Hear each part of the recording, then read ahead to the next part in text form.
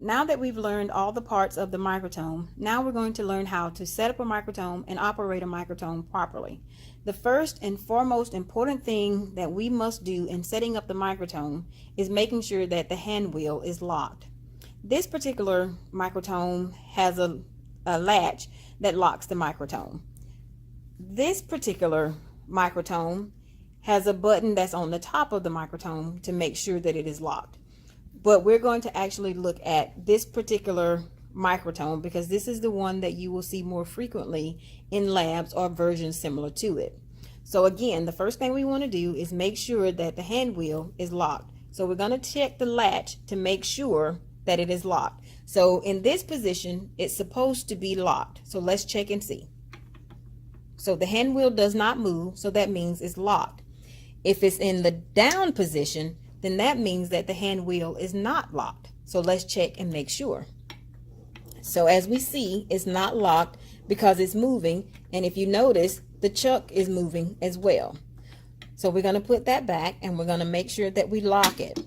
The reason why we want to make sure that the hand wheel is locked is a safety concern, because once we've inserted our blade as well as our block into the chuck, if we're not careful, if we don't make sure that that hand wheel is locked, when we're inserting the block into the chuck, the hand wheel, the chuck could move down and you could potentially cut your hand. So you want to be very careful and very aware of making sure that your hand wheel is locked before you do anything else.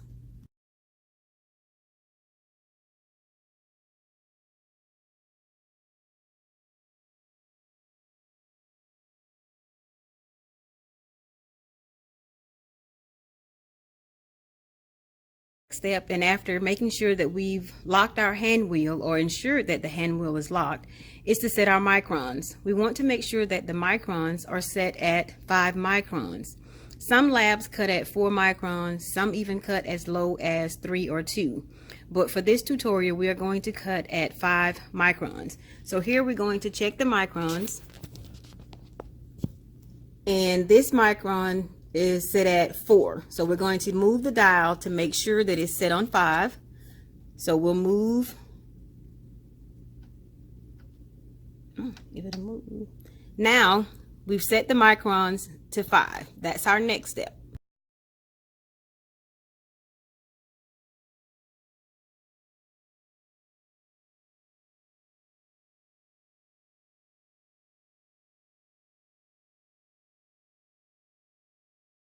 Our next step, after setting the microns, we want to insert our blade. So before we do that, we want to make sure again that the hand wheel is locked. And remember, in this position, the hand wheel is locked. And just to be sure, we're going to move it. And so we know that it is locked. So now let's insert our blade.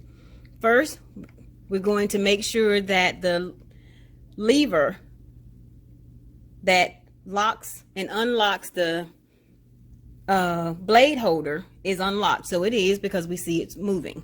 So next we're going to insert our blade, but we want to make sure that we're inserting the correct blade.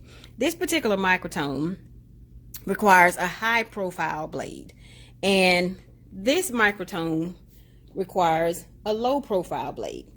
So we're going to insert our blade. Now we're inserting the blade.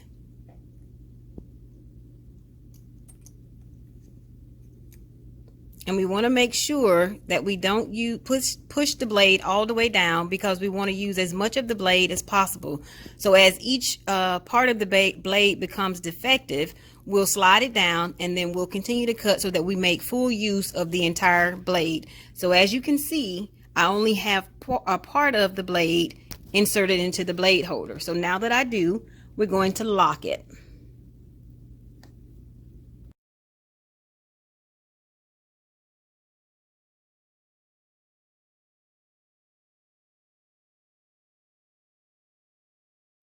Now that we've inserted our blade and pretty much set up our microtome, now our next step is to retrieve a block so that we can begin cutting. This is called our embedding station. And this is where we're going to choose one of our blocks so that we can cut a section. So it doesn't matter which block we choose at this point. So I'm going to choose this particular block so that we can begin cutting.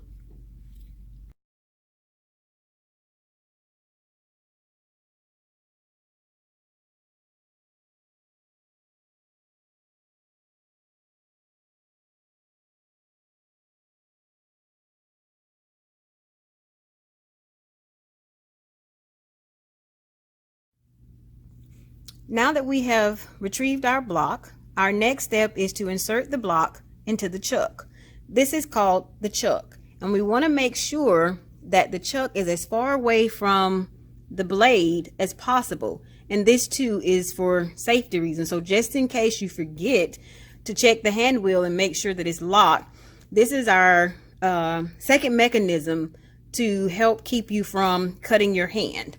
So now we're going to move the chuck release forward so that we can insert the block.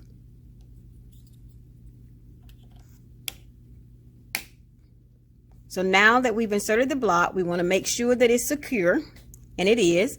So then our next step after we have inserted the block is to start taking the speed wheel so that we can advance the chuck toward the blade, and we want to get it as close to the blade as possible.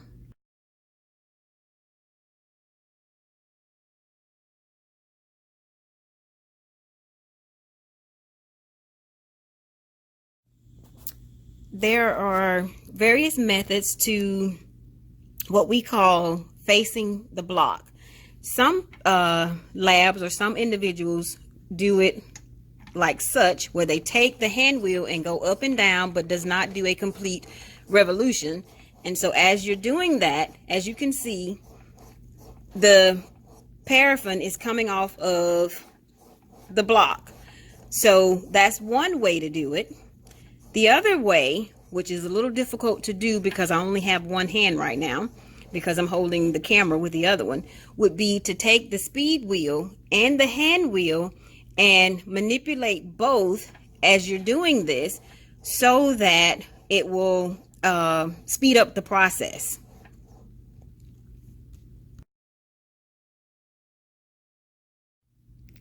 This is our speed wheel.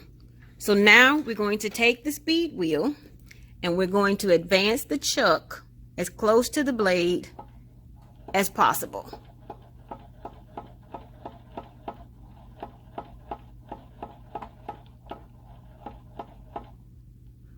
But we want to make sure that we don't extend the neck of the chuck out too far, because if you do, then you can end up causing the microtome to lock or the chuck to lock, and then you will be unable to cut your sections. So if that happens, then what you want to do is move your plate a little bit closer to the chuck.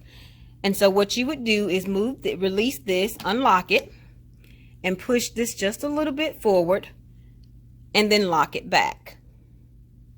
Now we want to test and see just how close our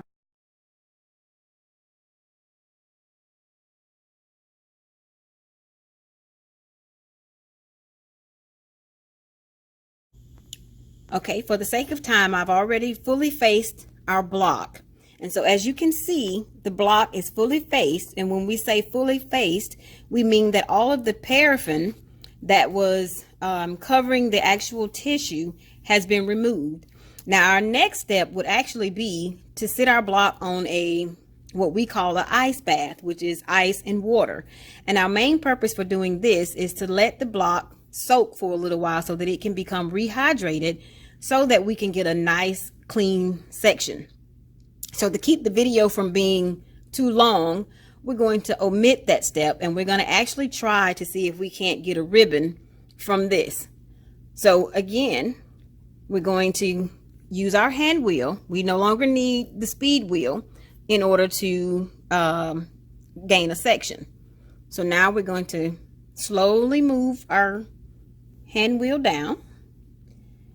And now that we've formed a ribbon, well, not necessarily a ribbon, but we have a starting point, we want to take our tweezers And we're going to move that down so that the other paraffin sections can connect and we can actually form a ribbon. So let's try and see with this liver tissue. It may be a little bit difficult to do that, and I may have to get some ice. So we're going to go at steady, slow, even rotations. As you can see, I'm doing steady, slow, even rotations. And as I'm doing that, I have now formed a ribbon. So when I'm done and I'm satisfied with the length of my ribbon, I'm going to stop. And again, I'm going to lock my hand wheel. It is very important that whenever you stop to do anything and come anywhere near the blade, you want to make sure to always lock your hand wheel. So now I'm going to see how much of a ribbon I got. This would not be a quality section because we can see a lot of holes in our tissue. But what we would do next is actually take the tissue and we're going to lay it out on our water bath. And we want to use our edges of our water bath as much as possible so that we can hold our ribbon in place so that we can find the best section that we want to use. Now, looking at these sections, this would be something that we would not want to use because we can already see quite a few artifacts. So we see holes and we see some folds. Now, if I had to choose, because the tissue was just a bad section and I knew I wasn't going to get a good one, I would pick the middle one. I would pick this one right here. So I'm going to show you what a bad section looks like, and then I'm going to show you what a good section looks like. So right now, we're looking at a bad section. Now, laying the two ribbons beside each other, as you can see, this would be considered a good section. And the part that we're looking for is the actual tissue. So it would be the lighter part of the section. And so as you can see, that's a pretty good section. Even though we see wrinkles in the paraffin, it's not on the tissue. So the first piece would be a very good section compared to this one. So I'll show you what I'm talking about.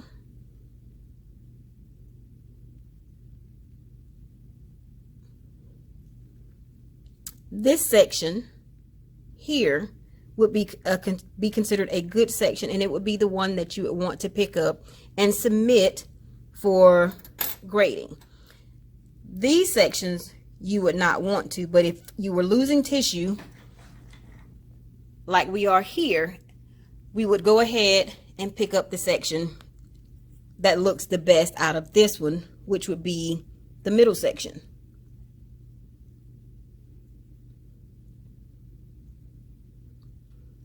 And there are various techniques that you can use to break your paraffin or to break your section. You can use your slide to do it, or you can use your forceps to break it.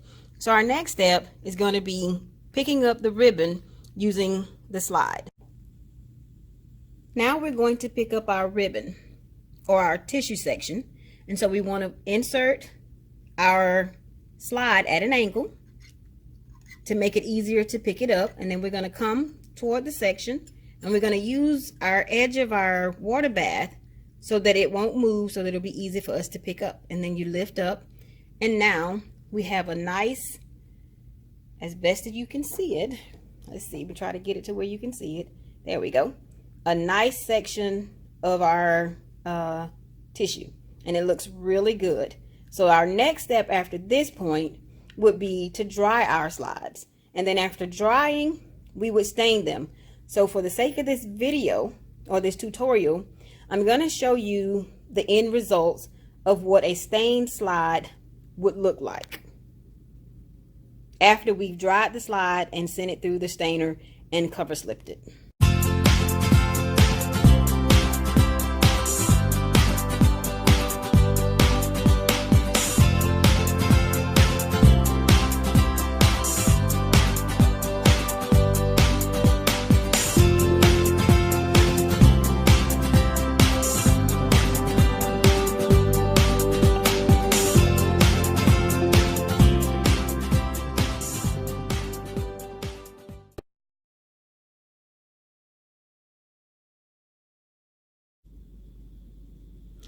This is our staining oven, and this is what we would use once we pick up our sections off of the water bath, and we would use this to dry our sections. Our staining oven should be set at 60 degrees Celsius, and we should leave our slides in there for approximately 30 minutes or a little bit longer. And our main purpose is to dry any excess water that may have been left in the tissue section. Now we're going to go look at our stainer and our cover slipper, just so you can have an idea of what these items look like in your lab. Some labs do it by hand, so you actually set up a manual stain line, and here on campus we do both. We use a stainer and we do the manual stain line, and the main purpose for doing both is because sometimes stainers mess up. So when it messes up, you still need to be able to continue your work. So that's why it's very important that students learn how to manually stain in addition to using the automated stainer. This is our stainer, and these are the containers that actually contains the solutions that would be used to stain our slides.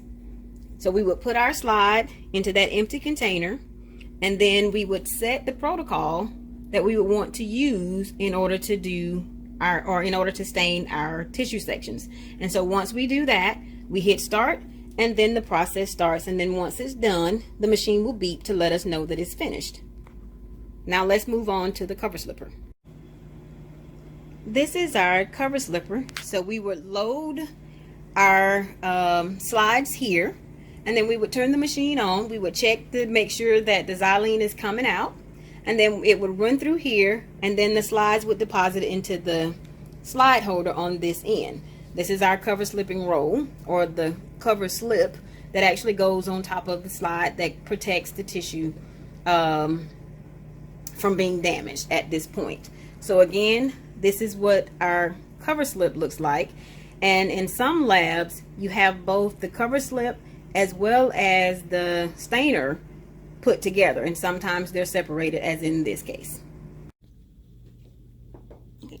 This is not the same section as the one that we saw. I'm trying to get us a clear view of the section, which is kind of hard to see right now that we've gotten it to focus in.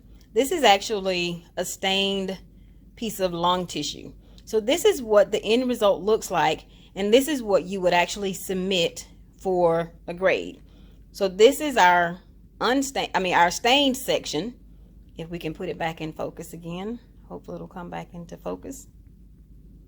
And then this is what we call our unstained section. So this is what it looks like when we pick it up off the water bath. And again, this is our end result that we submit for a grade.